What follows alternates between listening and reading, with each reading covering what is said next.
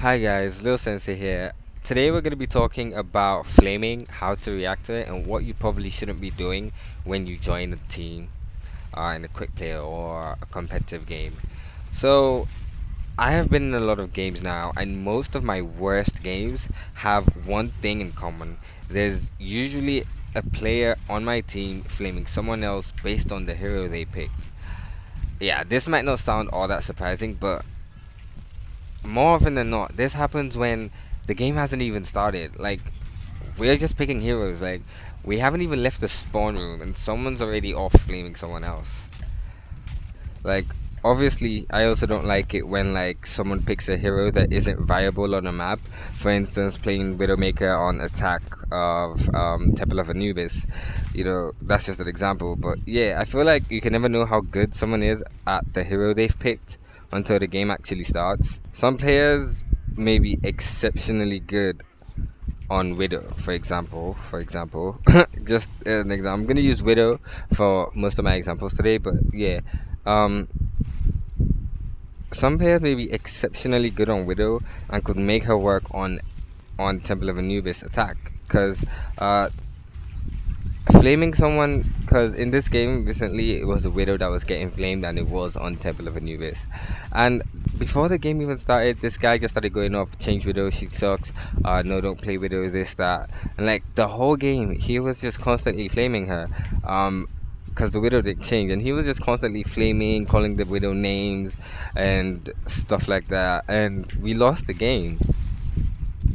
Actually, no, we won that game, and the Widow actually played really well. So that's why I'm using this as an example, because we took the first point in like less than a minute. Like the first team fight we won, and then the second point took us a while, but we still got the second point. And that person played Widow the whole game. So it's like you never know how good someone will be at the class at the hero they've chosen till like the game actually starts. So I mean, so let's for the example, let's just imagine, yeah, Temple of Anubis, and the defending team is defending, next to the stairs, the usual defense position, and they don't have a Reinhardt. Like, obviously, before the game starts, you won't know the enemy team composition, but yeah, so the game starts, and you know we get there and they don't have a Reinhardt. If they don't have a Reinhardt, a very good Widowmaker, a great Widowmaker, will be able to get a few picks. And then after she gets her picks, the rest of the team could just go in and finish them off. Like, sorry guys, I think I have a cold. But yeah, like the rest of the team could just go in, and then that just essentially makes it a 6v4, and your team should probably win that. So as the attacking team, you guys would probably take the first point easily. Like, that's just an example of a great Widow.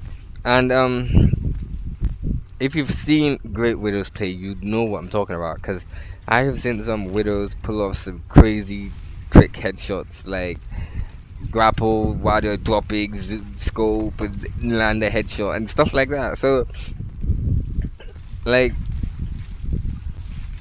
you wouldn't know how good that person is. That's my point. My point is, you wouldn't know how good the person is without the game even starting. I mean, after the game has started, you could use the kill feed to see how many times the person is dying. Because I mean, you're meant to be paying attention to the kill feed on a regular. Like during the game, you're meant to be paying attention to the kill feed on a regular. Like, you're meant to be watching that.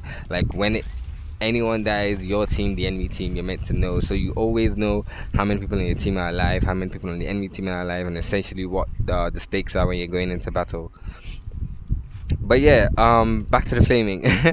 So, like, you don't know, and you can't really know how good someone is. I mean, you could always go check their career profile, but then it's just a quick play match. Who really does that? Like, who would go and start checking the career profile of someone that wants to play a class that isn't viable? I mean, a hero that isn't viable on a random. Like, it's just quick play. It's not that serious.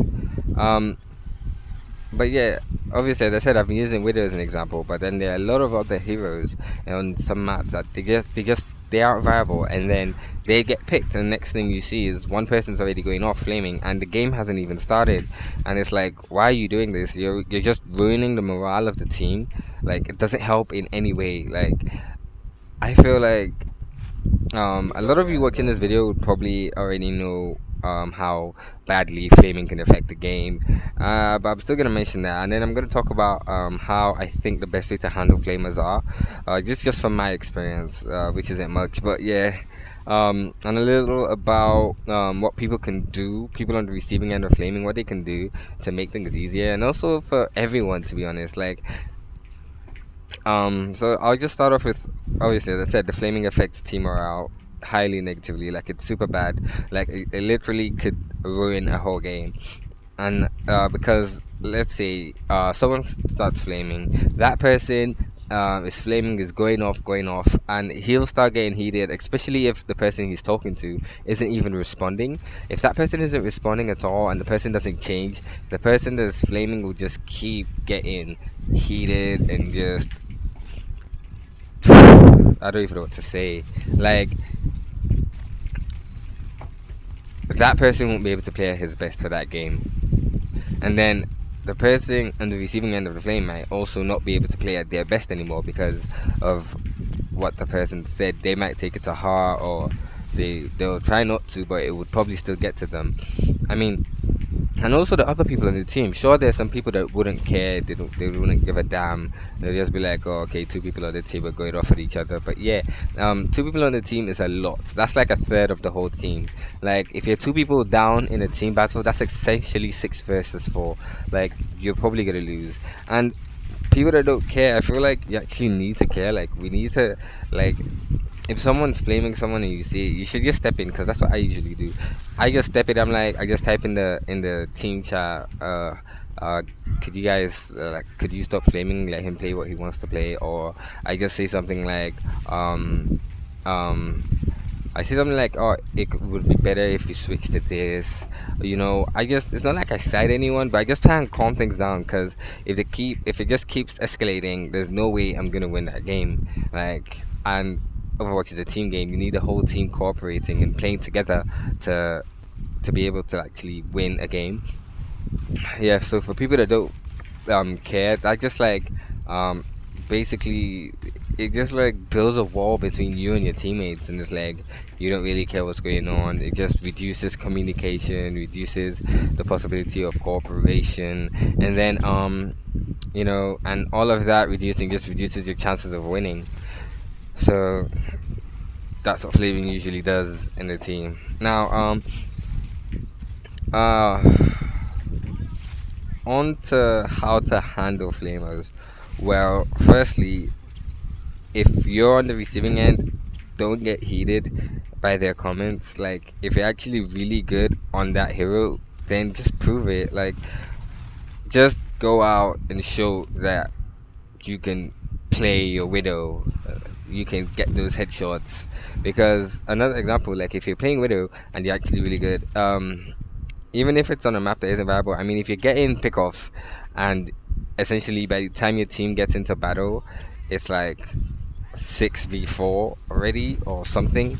Like, there's no way your team's not gonna win if you continuously do that. Like, probably, obviously, someone will probably change to your counter. Someone will probably try and counter you, but then if you're a good Widow, even your counters you'll be able to take down. So, because in the end, it's all up to skill. So just don't if someone's flaming, just don't get heated. Just if you're good, show them that you're good. That's just it. And people can also type in the chat neutral, like, because as I said, I type in the chat that yo, you guys like calm down and stuff, like, because I'm a neutral party, like, so I can just go and talk and try and calm them down so that our team can actually play together as opposed to just playing on our ones. Just try not to get cheesed. And I feel like if like there's no need to flame someone, to be honest.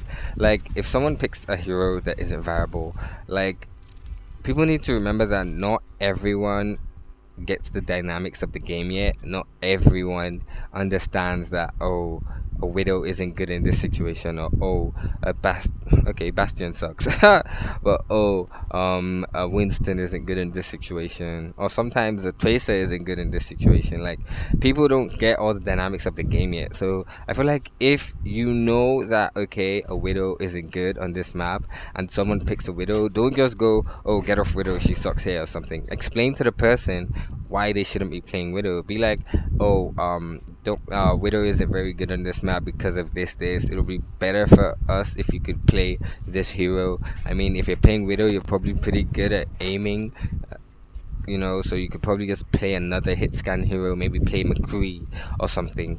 Like, you don't just go off at them. Like, explain to them and suggest another hero for them to play. Like, in most cases, if you do something like that, there's a higher possibility of the person actually changing. Like, this just reminds me that there was a game I was in where it was Route 66 and my team was on defense, and uh someone picked a Widow and someone else started going off at the person that no, don't play Widow, she sucks at this map. And the person replied, um, okay. The person just replied, okay, but kept playing Widow. Then, mid-match, this person changed from Widow to Soldier 76 because they were pushing us. They had gotten past the second point. So at this point, right before, wait, they had gotten past the no. They were so close to the second point. They had gotten past the first point. So we're in that map with the right in front of the door, basically. And this person changes to Soldier 76, and we hold them off for the rest of the game. We win the game, and then at the end of the game, he goes, "Okay, yeah, so you're right. Widow isn't really good on this map." And it was sorted. Like, and like people do get it. Like, everyone is trying to play to win. So, like, if you just explain it to people, I'm very sure a lot more people would just be more willing to switch as opposed to just getting flamed at and you coming off across as a dick, you know? Like, so I was just watching. I didn't say anything that game, but I was just watching, and I was so surprised to see the person actually switch to Soldier 76, and then we actually held a point, and he goes, "Oh yeah, Soldier 76 was a lot better." And I'm like, some people actually get it. So if you're telling someone to get off a character, be ready to tell them what to switch to. Don't just tell them to get off the character. Um. So yeah, I mean, I think I'm almost done. Yeah, so talking about people that get attacked by other players for their pick, to be honest, it'll be way easier on you and like a lot better for the team if you would actually switch. Like, sure, you might be really good and you could make a difference, but it would be way better for everyone if you just switched. Not like, I mean, it'll be way easier because you won't have to get flamed at, and then no one will really be uncomfortable playing with you because, like, when someone picks a character that isn't viable, most people just get uncomfortable with the situation. Like, yeah, they play through the game, but they're a little uncomfortable because they're like, oh, somebody doesn't want to pull their weight. So, and in their heads, they're thinking it's essentially 6v5, even though you're there. So, it'll be easier for you to just switch. But then, as I said earlier, if you're really good, then just show them that you're really good, and then no one's gonna say anything if you show them that you're really good on that particular hero. Um, and no one would attack you or anything if you chose a hero that worked well with the team composition and the map. So if you change the hero, everything's sorted. But like, this is a game, like Overwatch is a game that really focuses on team switching. Like, I said team switching, oh my gosh, on hero switching. Um, like, I feel like hero switching is one of its main, it's like one of its core, it's one of its core mechanics. So having one main does not make sense. Like, I know you might feel, oh yeah, this the one character is the only character I want to play, but like in this game, it doesn't make sense. Like, it's like the worst thing you could possibly do. I feel like everyone needs to increase their hero pool.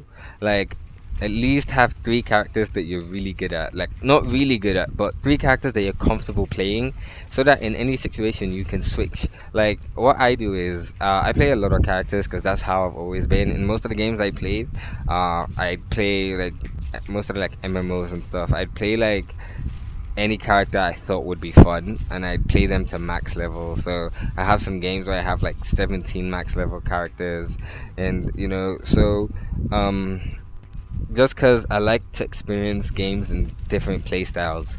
So for me, I can say it's pretty easy to have more than one main. So what I do is that I'm a very good tracer. So whenever I get into a game, I lock tracer in. Now, this quick play, most of the time I lock Tracer in quick play or competitive. It doesn't matter. I love Tracer in. Now, if someone asks me for Tracer, I would probably just give them because I'm not too bothered. Or if it's in a quick play game, if someone else picks Tracer or something. At the end, when everyone is picked, when all the six people on my team have picked what they want to play, I'll look at the team and I'm like, okay, wait, we need a healer, or oh, we need a second healer, or maybe we need a tank. At that point, before I leave the spawn room, I get off Tracer because if we need a healer, I move to, depending on what map it is and what game mode it is, I choose between Mercy, Lucio, or Zenyatta because I'm pretty good at the three of them already. And if we need a tank, I just play Reinhardt. I mean, my Zarya is getting a little better, but I'm more comfortable with Reinhardt. So if it's competitive and we need a tank, I'll start playing Reinhardt. Like, even though, yeah, Tracer is my main, Tracer is what I want to play, Tracer is what I'm best at. I'm comfortable on these other heroes, so I just switch. And then, I've had some games where I did that and we won, like, and not all the games we won, but some of the games that we won, I felt like my pick really mattered. Like, if I had decided, oh no, I want to play Tracer, I want to stay on Tracer, my team would have probably lost that game. But because I switched, we actually won. Like, not all the games, but some of the games that I've won like that, like, I could actually feel the difference I was making because of the switch. And, like, and some of the games we lose, when we lose games, because I could say, oh, we need a healer, and I'd switch to healer, or oh, we need a tank, I'd switch to tank, and then we'd lose. I'd still blame myself. I'll be like, okay, it's probably my fault. That even if it's that, oh, the damage dealers were not dealing damage, or everyone was running off on their own, or were trickling in the whole time. I'm like, I could have just told everyone group up, or something. Like, I could have done something to help the team win. So I always blame myself. I'm like, it's my fault that we lost. So, you know, it's the kind of thing where you need to be comfortable playing more than one hero so that you can switch when you need to, because you will need to switch. You can't play every hero, any hero all the time. Like, it doesn't make sense, honestly. You're probably just being I'd say that's a dickhead move, but that's just how some people are. Like, they just want to play that one. But as I'm saying, like, this is Overwatch. Like, you have to. It's not like any of the other games you're playing before. Like, this is Overwatch. Sure, it's like Team Fortress 2, but then people that are used to games like this will play properly. Like, if you've been playing COD or something, or you've been playing something like if you've been playing an RPG and you've been playing only one character, yeah, you don't do that here. This is not an RPG. Like, you will have to play more than one character if you wanna get really good, you're gonna have to play more than one character, like having at least three. So in any situation, you always have someone you can play with that you're comfortable with. That's just the best way. Like, that solves so many problems. If someone starts playing with you, you can just switch to play something else.